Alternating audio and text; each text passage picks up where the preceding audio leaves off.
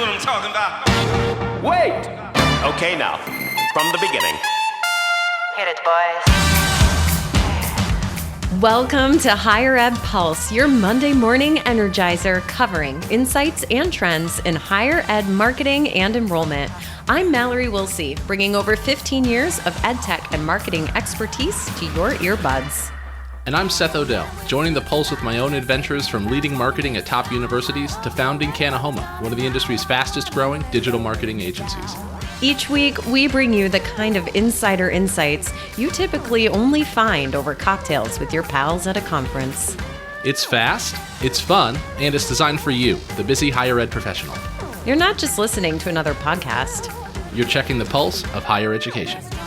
Higher Ed Pulse is part of the Enrollify Network, a robust collection of podcasts designed to help higher ed professionals like you grow. Explore our other shows at enrollify.org. Enrollify is made possible by Element 451, the next generation AI student engagement platform, helping institutions create meaningful and personalized interactions with students. Learn more at element451.com. Here we are live at NAGAP, and I'm sitting down talking to Lauren, who is the Assistant Dean for Admissions and Enrollment at the University at Buffalo's School of Social Work. I know to say the at, not of. Yeah, we've been in this industry. Lauren, it's so nice to sit down and talk to you today. Introduce yourself to our listeners. Yeah, thanks for having me. So I am the Assistant Dean for Admissions and Enrollment, and that is a new title for me. I used to be the Director of Recruitment and Admissions, so I'm moving into this new role, which I'm super excited about. I've been at the University at Buffalo since 2015. I started out in the School of Nursing as a graduate recruiter, and then I transitioned into the School of Social Work in 2016. And have been there now for almost 8 years. It'll be 8 years in September. So I really love social work because we are a smaller unit within the larger university. We're in a decentralized environment at UB. And so we kind of do everything in-house. We do all of our own kind of recruitment and admissions and marketing and communications and everything within the School of Social Work. So we're a small team, but we get to do a lot of different things. And so I'm really excited to be able to kind of do some more of the higher level strategic sort of decision making now as I move into this new role. But it's been a really great environment to be in so far. I know that you are on the Professional Development Committee here at NAGAP. Tell me a little bit more about that. Yeah. So the Professional Development Committee, I joined the committee this time last year. So at the last year's summit, I talked with Tony Press, who's the chair of the Professional Development Committee. And so he kind of recruited me to join, and it's been a wonderful experience so far. The Professional Development Committee, we are the group who plans and runs the Pre-Summit Institute. So this year it was on AI. But we plan that every year. We also have a summer professional development institute. This year it's going to be in Las Vegas in July, which is fun. That one's going to be a combined institute for both early career as well as advanced professionals. In the past, it's been done separately. Moving forward, we're combining them. So we're super excited about getting people together and being able to kind of share ideas between kind of early career and more advanced people, but then we'll have two separate tracks to also sort of focus on different topics for both. So that's in July. So sign up for it if you're listening. And then we also do a virtual professional development week, usually in the fall. And so we plan that as well. That's usually online. So a lot of different sort of webinars and kind of workshops virtually that we plan. So those are the three main things we do: pre-summit, the summer PDI, and then the virtual fall PDI. And so we're kind of planning and organizing that. It's supplemental, always a smaller group. So it's a really nice opportunity. Summit is great and there's tons of people here, but the professional development institutes and the PSIs are a good opportunity to interact in a smaller setting. It's a little bit more intimate. You really get to kind of make those personal connections with folks, I think, a lot more easily in those settings. So yeah, I would encourage people, if they haven't looked into it yet and you have some extra funds left over, I had a really great experience. I went to a PDI before I joined the committee, and it was a really fantastic experience. I just made so many great connections there, and it was great. So a nice supplemental thing to do if you can. What a great way to keep the learning happening all throughout the year. And like you just said, it's a great opportunity to make connections. And I feel like, at least in my career in higher ed, it has been my network and the connections I've made at events like NAGAP or these institutes like you're describing that have really allowed me to grow as a professional, learn new skills. And we were talking a little bit earlier about how often and how important it is, but also how often we have to teach ourselves things. So in your career, I mean, you mentioned you're overseeing both admissions and enrollment. You shared with me earlier that marketing communications is part of your responsibilities too, budgeting, projecting. Did you go to school for all of this? I mean, like, where in your career have you had to self-teach? Yeah, absolutely. And I love talking about this because, I mean, I kind of identify as sort of a lifelong learner. I've always been very curious. I've always loved learning new things. But it's also a necessity, to your point, because, my degree is in higher education administration, and there are some skills that I learned in that program that I carry forward with me. But there's so much that I've had to learn just based on the nature of the jobs that I've had that no one's giving me any formal training for, right? And so I've kind of had to figure out where to go to find resources so that I can kind of teach myself new skills and how to solve problems that I haven't encountered before.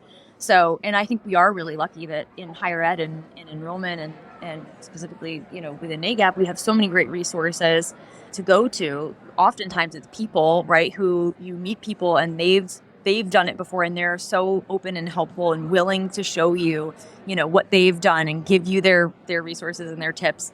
So obviously coming to an event like this is one great example, but there's also so many other resources that I've been able to find kind of on my own.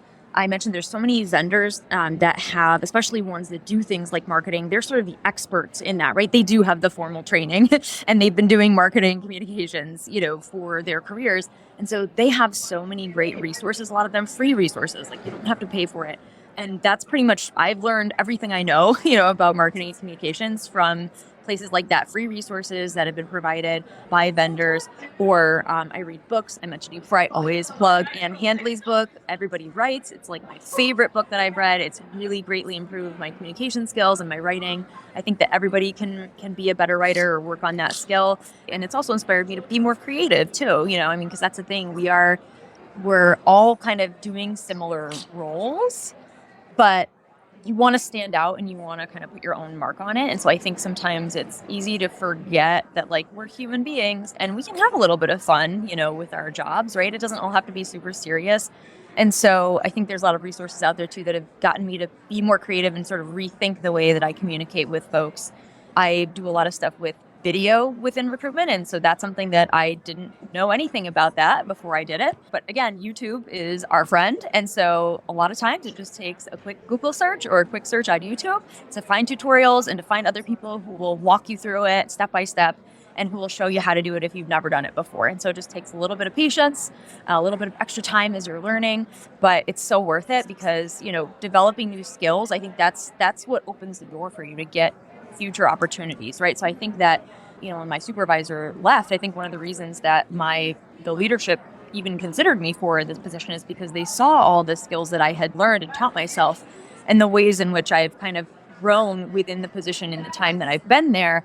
And so, I'm seen as somebody who is a creative problem solver and, is willing to learn and develop and grow. And I think that's one of the biggest things you can do is, if you are demonstrating that you're somebody who is open to growth and is able to teach yourself new skills, then you can do anything. You can go anywhere. It's going to open so many doors for you. So that's one of the best things you can do is just keep learning. And there's so many free and very low cost resources out there for you to do that. So it doesn't have to be expensive. +1 to everything you just said. I mean, having that type of growth mindset is critical as a professional, whether you're in higher ed or not. And I say all the time when I am hiring or talking to younger professionals, especially, just that reminder of you will set yourself apart if you are the type of person to take initiative, to not wait to be given responsibility, but to take responsibility. And I really, really seek out those types of people. And you are living proof. Those are also the types of people who tend to progress faster in their careers. So if there are any young pros listening to this conversation, I mean, go buy yourself a copy of Everybody Writes, because I +1 that recommendation too. But, I think you're right. It is taking that initiative that's going to open doors.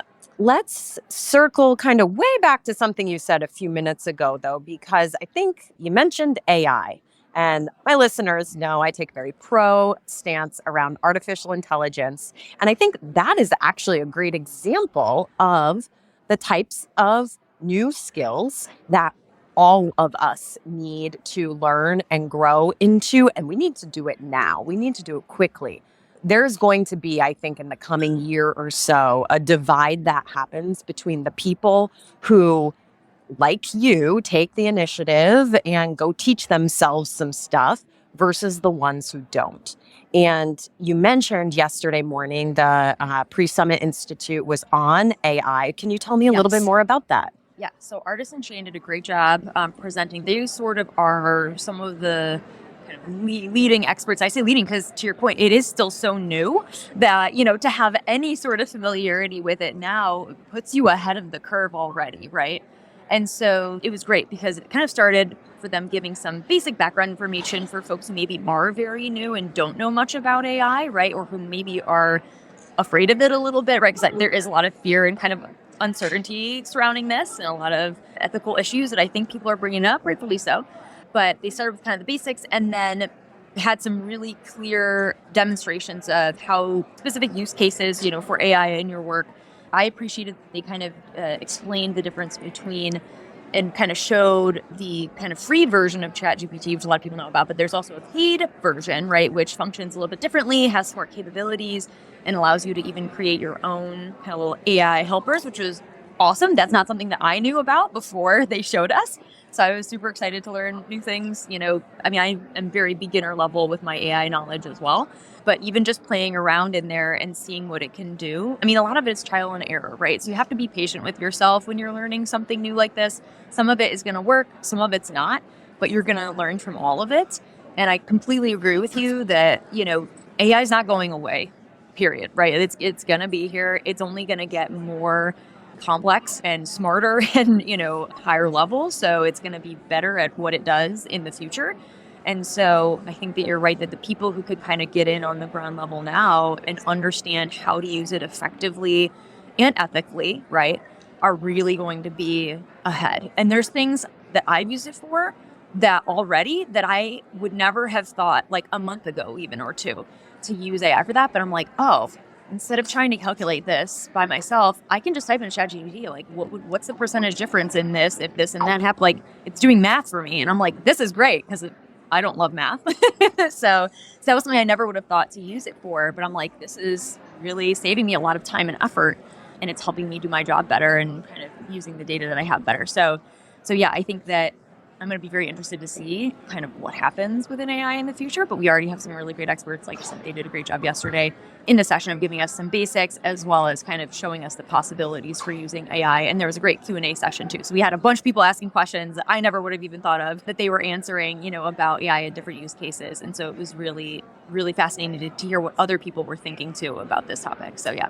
The use cases are critical because it is blank page syndrome when you pull up ChatGPT and you're like, oh, I don't know what to say to it. Like, what prompt am I going to write today? Yep. So if you've got key use cases, and I say this a lot in my presentations around AI, I'll give like lists of things that I've done before because whether you actually do any of those two, at the very least, it's going to spark 5 or 10 or 15 other ideas of, oh, well, if you can use it for this keyword research, well, then maybe I could also give it keywords and have it do this other thing for me. Yeah. Or, like the use cases are truly endless. Yes. But when you can serve up some that are highly relevant to the audience, I feel like that's always when I see that like click moment happen, the light bulb goes off. You can just see it in people's eyes. Yes. They're like, I get it now. Exactly. Well, another thing I appreciated that they did is that they actually have a library, a sort of a prompt library that they provided to us. And so I think that they also have a course that you could take if you want to master the prompt engineering. And that is on Enrollify, FYI. There you go. So yeah, so they have a whole prompt library. So if you're struggling to think of use cases, that is a great resource to go to because they are literally giving you, here's what you can type in to ChatGPT if you're looking to accomplish this task or have it help you with whatever you're looking to do. So that was a really great resource they provided as well.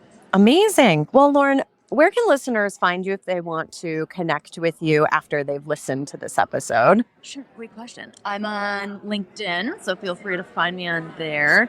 I mean, you can also find my information on the University at Buffalo School of Social Work website. My face and my videos are all over there. Hopefully we'll be redoing them when we hire for my replacement soon. I'll make them redo the videos. But yeah, you can connect with me through the NAGAP Summit app if you're here, or find me on LinkedIn. Happy to chat with you about what you're doing too. Amazing. Well, we will absolutely include a link to your LinkedIn in the show notes so people can find you super easily. Maybe I'll even throw in a link to Everybody Writes, because seriously, yes, you should. Everybody needs to read the book. Like, I don't care if you think you write or not. Everybody does write. Oh, yeah. And everybody can be better. Yep. I would say I consider myself a good writer. I thought I was a good writer before, and now I'm just better. So because of that book. So yeah. Well, we can all thank Ann Hanley. That's right. Team Ann Hanley. Fangirls all the way. Fangirls forever. And on that, we'll close this one out. Thanks everyone for listening. Bye-bye.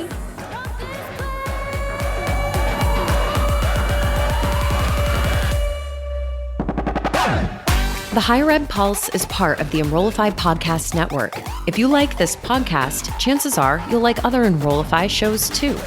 Our podcast network is growing by the month, and we've got a plethora of marketing, enrollment, and higher ed technology shows that are jam-packed with stories, ideas, and frameworks, all designed to empower you to be a better higher ed professional.